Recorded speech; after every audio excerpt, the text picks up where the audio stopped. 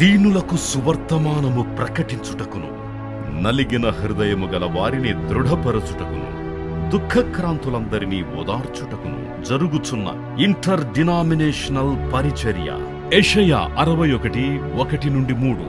United peoples fellowship UPF ఆదివారము ఆరాధనలు. ప్రభాత ఆరాధన ఉదయం 6 గంటల నుండి ఉదయం 9 గంటల వరకు.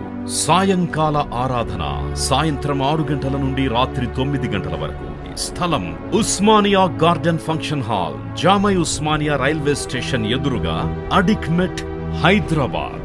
అందరూ ఆహ్వానితులే.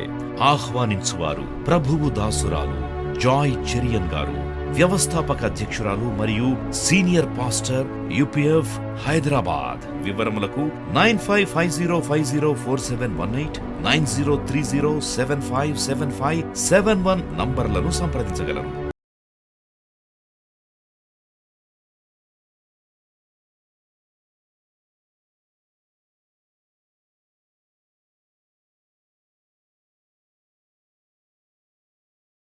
విశ్వాస పరీక్ష అనే 10 ప్రసంగాలు మీరు విన్నారు. ఈరోజు 11వ ప్రసంగం వినబోతున్నాం. దేవుని స్తోత్రం. మరి విశ్వాసం అనేది చాలా ప్రాముఖ్యమైనది క్రైస్తవ జీవితంలో. విశ్వాసము లేనిది మనము ఏమీ సాధించలేం. విజయోత్సవమైన జీవితాలు జీవించాలంటే విశ్వాసం కావాలి. కుటుంబంలో మరి విజయం కావాలి, ఉద్యోగ స్థలంలో విజయం కావాలి. మన ఆత్మీయ జీవితాలు కట్టబడాలంటే విశ్వాసం లేకుండా మనం ఏది సాధించలేం. మన ముందు గొప్ప సాక్షి సమూహం ఉన్నది. ఇంత గొప్ప సాక్షి సమూహము మనల్ని మేఘము వలె ఆవరించింది. Hebrews 12:1 మనం చూస్తున్నాం గొప్ప సాక్షి సమూహం.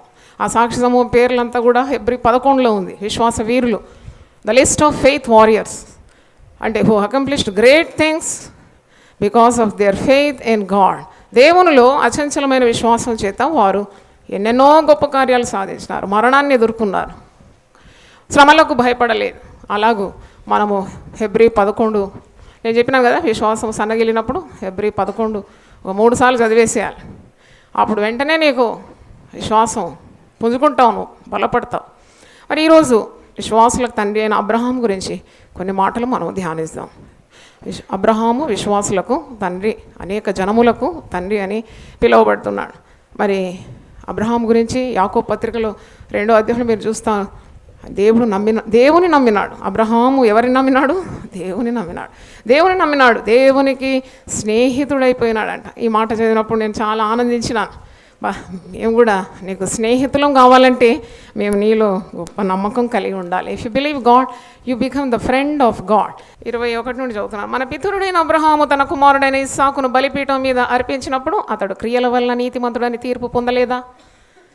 విశ్వాసము అతని క్రియలతో కూడి కార్యసిద్ధి కలగజేసిన నీ క్రియల మూలంగా అతని విశ్వాసము పరిపూర్ణమైనదని గ్రహించున్నావు కదా. కాబట్టి అబ్రహాము దేవుని నమ్మెను, అది అతనికి నీతిగా ఎంచబడెను అను లేఖనము నెరవేర్చబడను. మరియు దేవుని స్నేహితుడని అతనికి పేరు కలిగను. దావీదుకు ఒక పేరుంది, దేవుని హృదయానుసారుడని. మరి నోవహు, హానోకు దేవునితో నడిచిన వారని పేరుంది. కానీ అబ్రహాముకు ఒక స్పెషల్ పేరుంది, ఒక ప్రత్యేకమైన పేరుంది. ఏంటంటే అబ్రహాము దేవుని నమ్మెను, అది అతనికి నీతిగా ఎంచబడెను, మరియు అతడు దేవునికి స్నేహితుడని ఎంచబడెను. దేవునికి స్తోత్రం.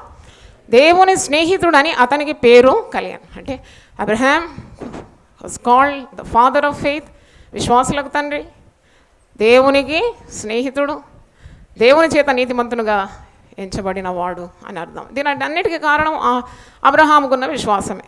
విశ్వాసం ద్వారానే ఇన్ని గొప్ప బిరుదులు పొందుకున్నాడని మనకు అర్థమవుతుంది. క్రియల ద్వారా ఆయన దేవుని గణపరిచినాడు, విశ్వాసం ద్వారా దేవుని గణపరిచినాడు. క్రియ అన్నప్పుడు ఆయన ఏకైక కుమారుడైన ఇస్సాకు 25 సంవత్సరాలు ఆ కుమారుని కొరకు కనిపెట్టినాడు. 75 ఏళ్ల వాడైనప్పుడు దేవుని వాక్కు ఆయన ప్రత్యక్షమై, ఇదిగో నేను ఒక సంతానాన్ని నీకు అనుగ్రహించబోతున్నాను, ఆకాశ నక్షత్రం వలె నిన్ను విస్తరింపజేస్తాను, సముద్ర తీరం అందలి ఇసుకరేణువులే నిన్ను విస్తరింపజేస్తాను అన్నప్పుడు అబ్రహాంకు సంతానమే లేదు. He did not have any issue, but he received a great promise. పెద్ద గొప్ప వాగ్దానం పొందుకున్నాడు. ఆ వాగ్దానాన్ని నమ్మిన మరి అబ్రహాము ధన్యుడైనాడు. దేవుడు మాట ఇచ్చి నెరవేరుస్తాడు కదా. దేవుని మాటల్లో మార్పు ఉండదు కదా. ఆకాశము భూమి గతించిపోయినా దేవుని మాటలు మారవు. కాబట్టి గతించని దేవుని మాటల్లో నమ్మినాడు, ధన్యుడైనాడు, వాగ్దానము పొందుకున్నాడు. మీరు ఆదికాండం 15 చూడండి. ఇది జరిగిన తర్వాత యెహోవా వాక్యము అబ్రామునకు దర్శనమందు వచ్చి, అబ్రామా భయపడకు, నేను నీకు కేడము, నీ బహుమానము అత్యధికమగునని చెప్పాను. అందుకు అబ్రాము, ప్రభు అయిన యెహోవా నాకేమి ఇచ్చిననేమి, నేను సంతానం లేనివాడనైపోతున్నానే, దమస్కు ఎలియాజరే నా ఇంటి ఆస్తికర్త యగును కదా. అంటే నువ్వు నాకు ఎన్ని ఇచ్చినా, నన్ను ఎంత గొప్ప ఆస్తిపరునిగా చేసినా నాకు ఒక వారసుడు లేడు కదా, నాకు సంతానము లేదు కదా అని దేవునితో అబ్రాము అంటున్నాడు. అప్పుడు దేవుడు వాగ్దానం ఇస్తున్నాడు. 4వ వచనం చూడండి. యెహోవా వాక్యము అతని యొద్దకు వచ్చి, ఇతడు నీకు వారసుడు కాడు, నీ గర్భవాసమున పుట్టబోచున్నవాడు నీకు వారసుడగునని చెప్పాను. మరియు ఆయన వెలుపలికి అతన్ని తీసుకుని వచ్చి, నీవు ఆకాశము వైపు తేరి చూచి నక్షత్రములను లెక్కించటకు నీ చేతనైతే లెక్కించమని చెప్పి, నీ సంతానము అలాగవునని చెప్పాను. అతడు యెహోవాను నమ్మెను, ఆయన అది అతనికి నీతిగా ఎంచాను. దేవునికి స్తోత్రం. హల్లెలూయా. అంటే ఉదయకాలం ఏమో ఇసుక రేణువులను చూపినట్టు వాక్యంలో ఉన్నది. ఇసుక రేణువులను లెక్కింపగలుగుతామంటే లెక్కించలేము. రాత్రికాలం అయినప్పుడు నక్షత్రాలన్నీ ఆకాశంలో కనబడుతుంది కదా, మరి గుడారం వెలుపలికి తీసుకొచ్చి దేవుడు ఈ నక్షత్రాలను చూడు, ఇవి నీకు లెక్కింప వీలవుతుందా అంటే నాకు లెక్కింప వీలు కాదు, అంటే ఇంతగా నేను నిన్ను అభివృద్ధి పరుస్తానని వాగ్దానం. తర్వాత 17:5 చూడండి. మరియు ఇక మీదట నీ పేరు అబ్రాము అనబడదు, నిన్ను అనేక జనములకు తండ్రినిగా నియమించిన గనుక నీ పేరు అబ్రహాము అనబడు. అబ్రాము అనే పేరు దేవుడు మరి తీసివేసి అబ్రహాము అనే పేరు ఇస్తాడు. అనేక జనములకు నీవు తండ్రి అవుతావు.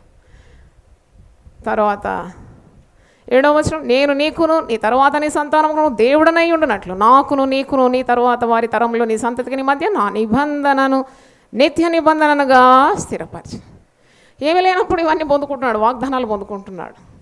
దేవుని వాక్కు అతని దగ్గరకు వచ్చిందంట. 15వ అధ్యాయం 1వ వచనం, అబ్రామునకు దేవుని వాక్కు వచ్చింది. The word came to Abram. అంటే చాలాసార్లు దేవుని వాక్కు మనకు వస్తుంది, మన దగ్గరకు వచ్చేస్తుంది వాక్కు. లూకా సువార్త 3వ అధ్యాయంలో మీరు చూస్తారు. మీరు దేవుని వాక్యము అరణ్యములోనున్న జకర్యా కుమారుడగు యోహానునకు వచ్చింది. అరణ్యములో ఉన్న యోహానుకు వచ్చింది. గొప్ప గొప్పవారు ఉన్నారు, పొంతి పిలాతు ఉన్నాడంట, అధికారులు ఉన్నారంట, యాజకులు ఉన్నారు, ప్రధాన యాజకులు ఉన్నారు. వారందరికీ వాక్యం రాలేదు. అరణ్యములో ఉన్న జకర్యా కుమారుడైన యోహాను యొద్దకు వాక్యము వచ్చింది. అంటే వాక్యం మన దగ్గరకు వచ్చినప్పుడు వెంటనే ఆ వాక్యాన్ని నువ్వు నమ్మాలి, హత్తుకోవాలి, పట్టుకోవాలి, పొందుకోవాలి. ఎందుకంటే దేవుని మాట, there is so much potency in the word of God that definitely it will come to pass. కాబట్టి నీవు ఆ వాక్కును నమ్మాలి. మరి అబ్రహాము ఎలా నమ్మినాడు? నిరీక్షణకు ఆధారమే లేనప్పుడు అబ్రహాము దేవుని నమ్మినాడని పౌలు భక్తుడు రోమియోలకు రాస్తూ ఈ మాట అంటున్నాడు. ఒకసారి చూడండి, Romans 4. నిరీక్షణకు ఆధారము లేనప్పుడు అబ్రహాము దేవుని నమ్మినాడు. 18వ వచనం, రోమా 4:18, నీ సంతానం ఇలా ఉండునని చెప్పిన దాన్ని బట్టి తాను అనేక జనములకు తండ్రి అగునట్లు నిరీక్షణకు ఆధారము లేనప్పుడు అతడు నిరీక్షణ కలిగి నమ్మాను. దేవునికి స్తోత్రం. అన్నీ బాగున్నప్పుడు దేవుని నమ్మడం సులభమే, కానీ ఏది నీకు కనబడనప్పుడు నీవు దేవుని నమ్ముతున్నావు, ఏ ఆధారం నీకు లేనప్పుడు దేవుని నమ్ముతావు, అదే నిజమైన విశ్వాసం. పేతురు నీళ్ళ మీద నడిచినాడు కొద్దిసేపు, యేసయ్యను చూసినంత వరకు అలల మీద నడవగలిగినాడంట. There is no base. ఆయన పాదాలు నిలపడానికి ఏది లేదు ఆధారం, ఆయన నీళ్ళ మీద నడవగలిగినాడు. అదే విశ్వాసం. గాలిని చూసి మునిగిపోతున్నాడు అంటే అప్పుడు అవిశ్వాసం అతనిలో వచ్చేసింది. ఏమీ సందేహింపకుండా దేవుని నమ్మడం అది పరిపూర్ణమైన విశ్వాసం. తర్వాత ఏకైక కుమారుని బలి అర్పించమని అబ్రాహాముతో దేవుడు సెలవిచ్చినప్పుడు, అంటే ఎదురు చూసి 25 ఏళ్ళు దేవుని వాగ్దానం నెరవేరడానికి కనిపెట్టి వారి ప్రెషియస్ బేబీ, ఎంత విలువైన కుమారుని పొందుకున్నాడు ఇస్సాకును పొందుకున్నప్పుడు, మరి ఆ ఇస్సాకు యవనస్తుడిగా ఉన్నప్పుడు బలి అర్పించమంటే అప్పుడు కూడా గొప్ప, it was a test of faith. అది విశ్వాసానికి ఒక ఊపు అన్నమాట, పరీక్ష. ఆ పరీక్షను కూడా ఏ విధంగా అబ్రహాము నెగ్గినాడు. ఇంత నమ్మకానికి ఆస్పదం ఏంటి అంటే 17వ వచనంలో మీరు చూస్తారు, 4:17, తాను విశ్వసించిన దేవుని ఎదుట అనగా మృతులను సజీవులుగా చేయవాడును లేని వాటిని ఉన్నట్టుగానే పిలిచివాడినైన దేవుని ఎదుట అతడు మనకందరికీ తండ్రి అయి ఉన్నాడు. చూడండి, నీకు ఒకానొక కుమారుడు, అది దేవుడిచ్చిన కుమారుడే, విశ్వాసం ద్వారా పొందుకున్నాడు. 25 సంవత్సరాలు కనిపెట్టి ఆ కుమారుని బలి అర్పించమంటే కూడా వెనుకాడకుండా మరి బలి అర్పిస్తున్నాడు. ఎందుకంటే మృతులను కూడా సజీవులుగా చేసే దేవుడు. అంటే అంత విశ్వాసం అన్నమాట.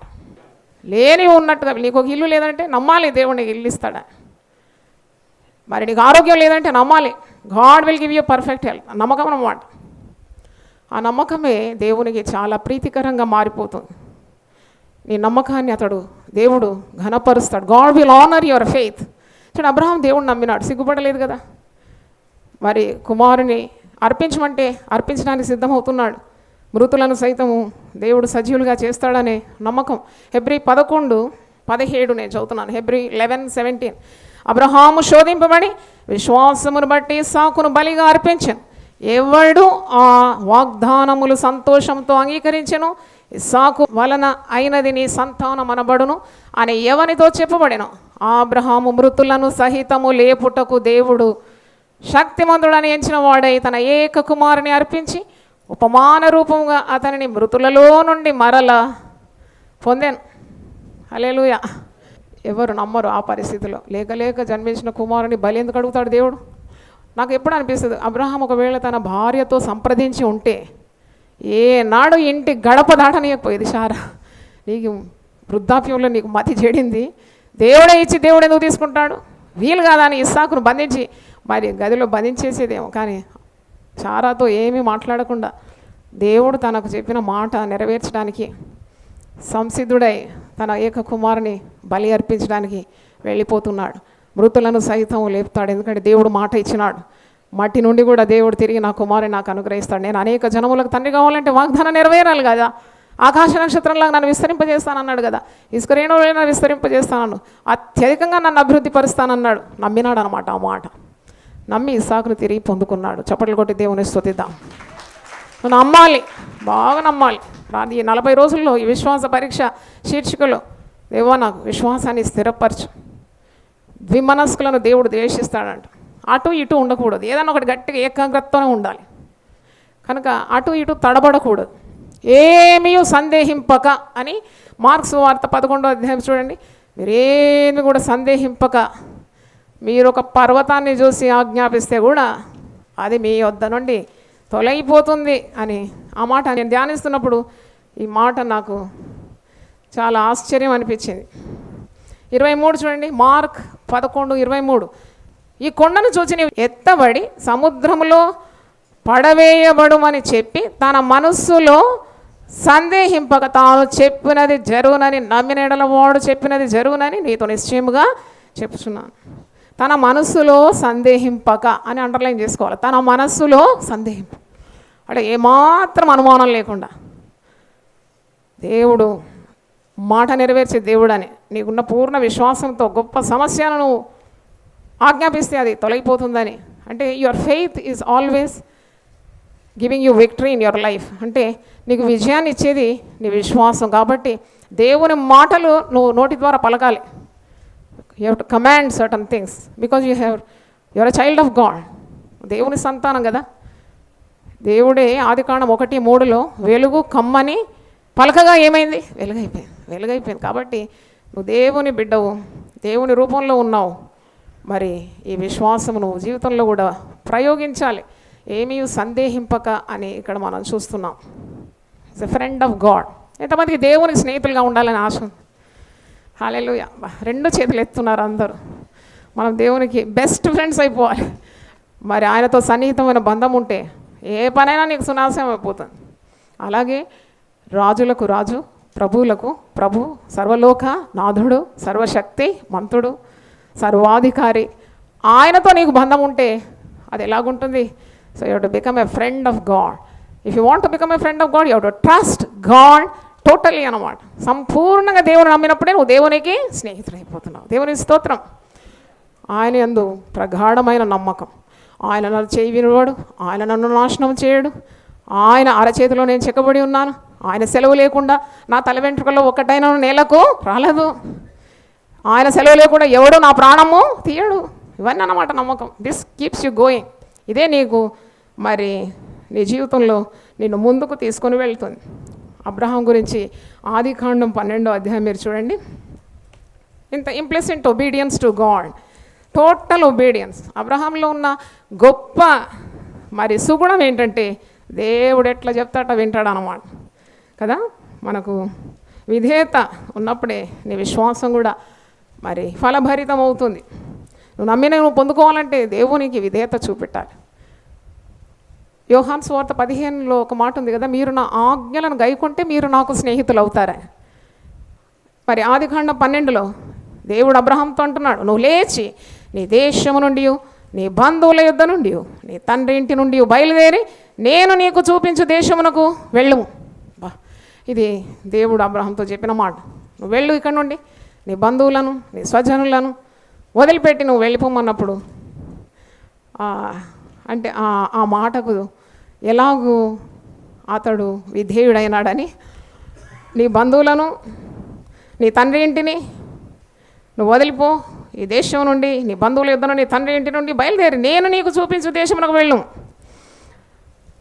అక్కడ ఒక ఆజ్ఞ ఉన్నది, తర్వాత వెంటనే వాగ్దానం ఉన్నది. నిన్ను గొప్ప జనముగా చేసి నిన్ను ఆశీర్వదించి నీ నామమును గొప్ప చేయుదును, నీవు ఆశీర్వాదంగా నుందువు. నిన్ను ఆశీర్వదించు వారిని నేను ఆశీర్వదించేదను, నిన్ను దూషించు వారిని శపించేదను. భూమి యొక్క సమస్త జనములు నీ యందు ఆశీర్వదింపబడినని అబ్రాముతో అనగా యెహోవా అతనితో చెప్పిన ప్రకారము అబ్రాము వెళ్ళాను. హల్లెలూయా చెప్తారు ఒకసారి. నువ్వు వెళ్ళమంటే వెళ్తారా? ఇప్పుడు చాలామంది యవనస్తులకు దర్శనాలు వచ్చింది, నేను నార్త్ ఇండియా పోవాలి, లేకుంటే పల్లెలో సేవ చేయాలి. కష్టతరమైన పనులు ఇవి. దర్శనం వస్తే దాన్ని నెరవేర్చడానికి నీకు విశ్వాసం ఉండాలి. వెళ్ళమంటే వెళ్ళాలి అంతే. అంత విశ్వాసం నీకుందా? అబ్రాహాముకు దేవుడు అన్నాడు, వెళ్ళు అంటే నీ బంధువులను వదిలిపెట్టు, నీ సొంత వారిని వదిలిపెట్టు, నీ ఇంటిని వదిలిపెట్టు, ఈ దేశాన్ని వదిలిపెట్టు, వెళ్ళు, నేను చూపే దేశానికి వెళ్ళమన్నప్పుడు కష్టమే కదా. కంఫర్ట్ జోన్ నుండి నువ్వు చాలా సుఖంగా ఉన్న ఆ స్థానం ఒక్కసారి దేవుడు గూడు రేపినట్టు రేపి పొమ్మన్నప్పుడు పోవాలంటే చాలా కష్టతరమైన పని. దానికి చాలా విశ్వాసం ఉండాలి. ఇప్పుడు నా తల్లిదండ్రులు ఎప్పుడు గుర్తొస్తారు. ఆంధ్రాకు వెళ్ళమంటే వెంటనే విధేయుడై వచ్చేసినాడు, వాగ్దానాలు ఇచ్చినాడు, నెరవేర్చినాడు. కష్టమైన పనులు అన్నమాట ఇవన్నీ. It's a challenge to obey God. మరి ఇక్కడ నిన్ను ఆశీర్వదిస్తానన్నాడు, నిన్ను గొప్ప జనంగా చేస్తానన్నాడు. మరి భూమి యొక్క వంశములన్నీ నీ ద్వారా దీవింపబడుతుందన్నాడు. నువ్వెవరిని ఆశీర్వదిస్తావో అది ఆశీర్వాదం ఒప్పుతున్నారు. మరి నిన్ను దూషించు వారిని నేను దూషిస్తానని ఇవన్నీ వాగ్దానాలు ఇచ్చినప్పుడు వెంటనే అబ్రహాము దేవుడు చెప్పిన ప్రకారము వెళ్ళినాడు. హెబ్రీయులకు రాసిన పత్రిక 11వ అధ్యాయము 8వ వచనం చూడండి. ఈ విశ్వాస వీరుల జాబితాలో అబ్రహాం గురించి రాస్తుంది. హెబ్రీ 11:8 అబ్రహాము పిలువబడినప్పుడు విశ్వాసమును బట్టి ఆ పిలుపునకు లోబడి తాను స్వాస్థ్యముగా పొందనయున్న ప్రదేశమునకు వెళ్ళెను, మరియు ఎక్కడికి వెళ్ళవలెనో అది ఎరుగక బయలు వెళ్ళాను. దేవునికి స్తోత్రం. Hallelujah. He didn't have any route map. Abraham 8వ వచనం ఇంకోసారి చదువుదాం. అబ్రహాము పిలువబడినప్పుడు విశ్వాసమును బట్టి ఆ పిలుపునకు లోబడి తాను స్వాస్థ్యముగా పొందనయున్న ప్రదేశమునకు బయలు వెళ్ళాను. మరి అందరు కలిసి ఈ మాట చదువుదాం. మరియు ఎక్కడికి వెళ్ళవలెనో అది ఎరుగక బయలుదేరాను. దేవునికి స్తోత్రం. ఎక్కడి వెళ్తున్నాడో తెలియదు. That's real great faith. అన్నీ సుఖప్రదంగా ఉంటే నువ్వు ఏదో ఒక కార్యం చేస్తే దానివల్ల ఏం గొప్పతనం ఉంది అంటే నీకు ఏ ఆధారం లేదు, ఏ ప్రోత్సాహం లేదు, ఎవరు నిన్ను మరి ఆదరించడం లేదు. అట్టి సమయంలో అబ్రహాములాగా నువ్వు విశ్వాసం చూపెట్టాలి. దేవుడు చెప్పిన మాట నెరవేర్చడానికి ఉన్న ధీమా, ధైర్యం అది దేవుని వల్ల పొందుకోవాలి ప్రార్థన ద్వారా. అన్నిటికీ భయపడుతూ పిరికివాడంట 1000 సార్లు వస్తారంట రోజుకు. 1000 times they die every day, but the valiant die only once.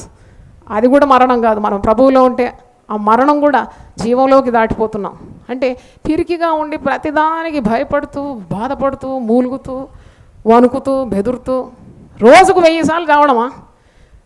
అబ్రహాంలాగా ఉండాలి. ప్రతిది కూడా ఒక సవాలుగా తీసుకున్నాడు. దేవుడు చెప్పిన మాటకు విధేయత చూపినాడు. ఏమీ సందేహింపలేదు.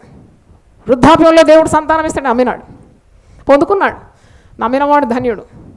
నమ్మి దేవుని వాగ్దానాలను పొందుకున్నాడు, నమ్మి ఆశీర్వదింపబడినాడు, నమ్మి విశ్వాసులకు తండ్రి అయినాడు, మరి నమ్మి దేవునికి విధేయుడైనాడు. వెళ్ళమంటే వెళ్తున్నాడు, ఎక్కడ వెళ్తున్నాడో కూడా అడ్రస్ లేదు, పత్తా లేదు, వెళ్ళమంటే వెళ్ళిపోతున్నాడు. అదే అన్నమాట విశ్వాసం. నేను ఆశీర్వదిస్తాను అన్నాడు కదా, okay, God is with me, God is going to bless me, why can't I take a step out of the comfort zone అంటే వెళ్ళమంటే వెళ్ళిపోతున్నాడు. దేవునికి స్తోత్రం, హల్లెలూయా. అలాగూ దేవుని మీద అచంచలమైన విశ్వాసం, గొప్ప నమ్మకము మనకు కలిగి ఉండాలి. దేవుడు మరి నీకు తోడున్నాడని దేవుని మీద ఆశ పెట్టుకొని విశ్వాసము, ప్రగాఢమైన నమ్మకం ఉండాలి. ఆరోగ్య విషయంలో కూడా, even regarding your health, you should trust God. దేవుని మీద విశ్వాసం. ఈ సిలువను ధ్యానిస్తూ నేను నిన్నటి రోజు 1 పేతురు పత్రిక 2వ అధ్యాయము కొద్దిగా చదివినప్పుడు నాకు చాలా ఆనందం కలిగింది. కొన్ని కార్యాలు మర్మములుగా ఉంది, అది మనం దేవుణ్ణి అడిగి ఆ దేవుడు మనకు స్పష్టం చేయాలని ప్రార్థన చేయాలి. 1 పేతురు 2:24 చూడండి. మనము పాపముల విషయమై చనిపోయి నీతి విషయమై జీవించినట్లు ఆయన తానే తన శరీరమందు మన పాపములను రాను మీద మోసికొనెను, ఆయన పొందిన గాయముల చేత మీరు స్వస్థత నొందితిరి. ఈ మాట ఎన్నోసార్లు నేను చదివినాను, ప్రసంగం కూడా చేసినాను, కానీ నిన్న నేను చదివినప్పుడు గొప్ప రెవల్యూషన్. అబ్బా, ఆయన పొందిన గాయముల చేత మీరు స్వస్థత పొందుతారు అని కాదు, ఏమన్నది పొందినారు, ఆల్రెడీ పెయిడ్ అనమాట. చప్పలు కొట్టి దేవుని స్తుతి. ఇది నేను చదివినప్పుడు క్రొత్త అనుభవం కలిగింది నిన్న. అయ్యో, ఏదో రోగం ఉన్నది, అది పోతుంది, దేవుడు బాగు చేస్తాడని కాదు, దేవుడు ఆల్రెడీ బాగు చేసినాడు. దేవుని స్తోత్రం. ఆయన పొందిన దెబ్బల చేత, ఆయన పొందిన గాయముల చేత మీరు స్వస్థత నొందితిరి. పాస్ట్ టెన్స్ అన్నమాట. హల్లెలూయా.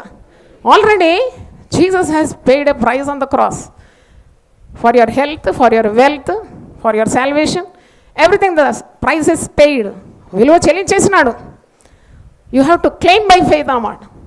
విశ్వాసం ద్వారా నువ్వు రక్షణ పొందుకుంటున్నావు, విశ్వాసం ద్వారా స్వస్థత పొందుకుంటున్నావు, విశ్వాసం ద్వారా అభిషేకం పొందుకుంటున్నావు, పరిశుద్ధాత్మను పొందుకుంటున్నావు, నిత్య జీవాన్ని పొందుకుంటున్నావు. చూడండి, విశ్వాసము ఎంత గొప్ప కార్యం. దేవునికి స్తోత్రం, హల్లెలూయా. అందుకే నువ్వు ప్రార్థన చేయాలి, దేవా నా విశ్వాసాన్ని బలపరచు, స్థిరపరచు. ప్రతి దాని కొరకు నేను నిన్ను నమ్మాలి, సంపూర్ణంగా నమ్మాలి. ఏం భయం అవసరం లేదు, ఏ సందేహం అవసరం లేదు. Always think that doubt comes from Satan. ఎప్పుడైనా అనుమానము, సందేహము, ఇది చీకటి అన్నమాట, ఇది సాతాను నుండే వస్తుంది.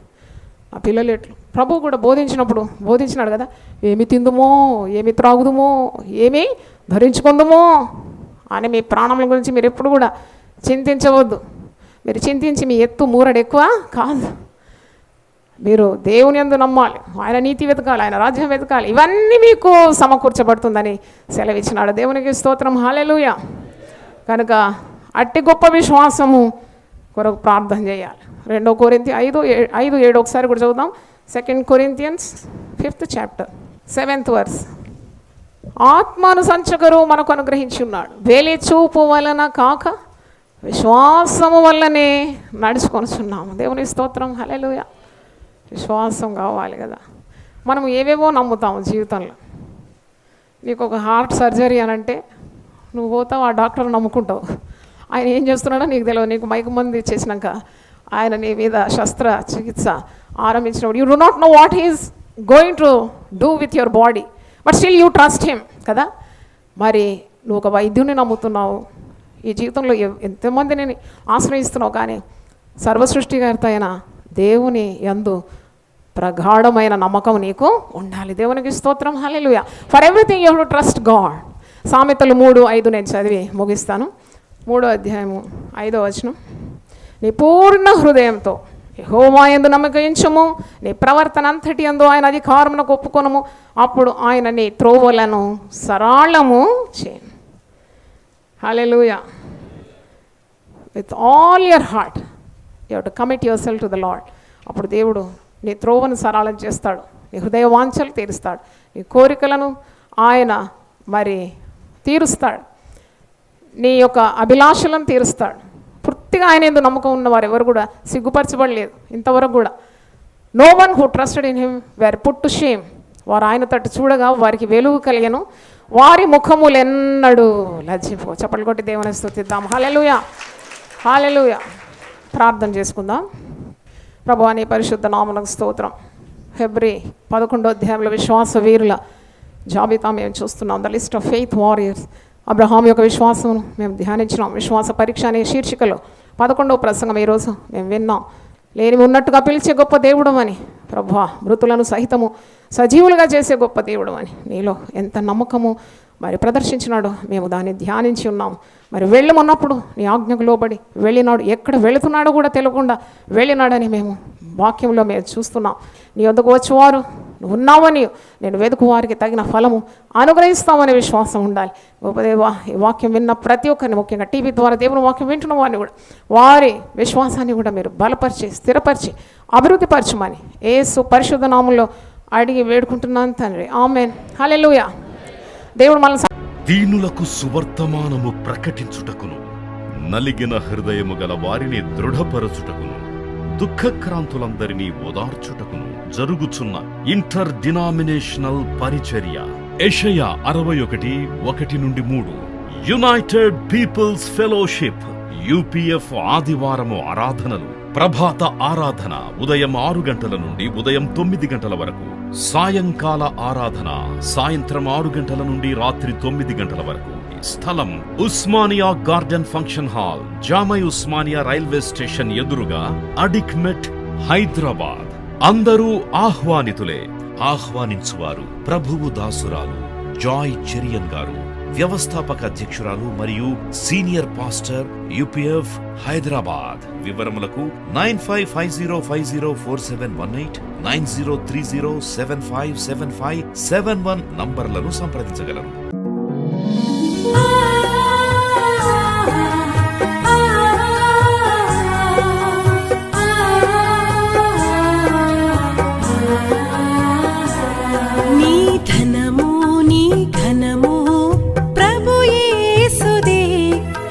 దశమా భాగము నీయ వెనుదీతువా. నీ ధనము నీ ఘనము ప్రభు యేసుదే, నీ దశమా భాగము నీయ వెనుదీతువా. ధరలోన ధనధాన్యముల నీయగా కరుణించి కాపాడి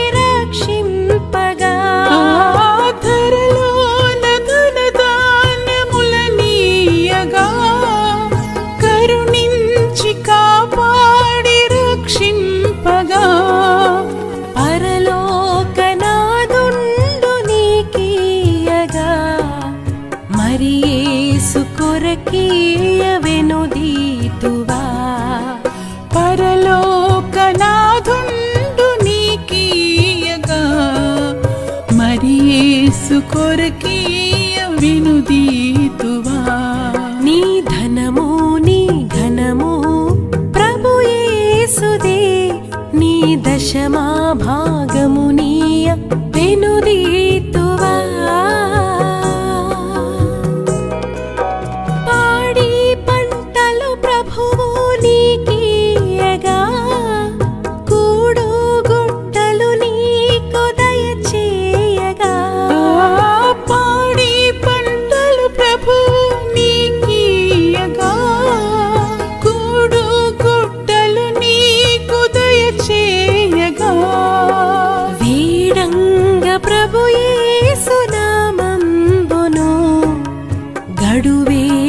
ప్రభుకీయను క్రైస్తవా.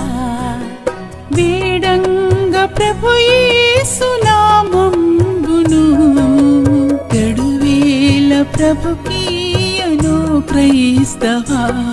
నీ ధనము నీ ఘనము ప్రభు యేసుదే, నీ దశ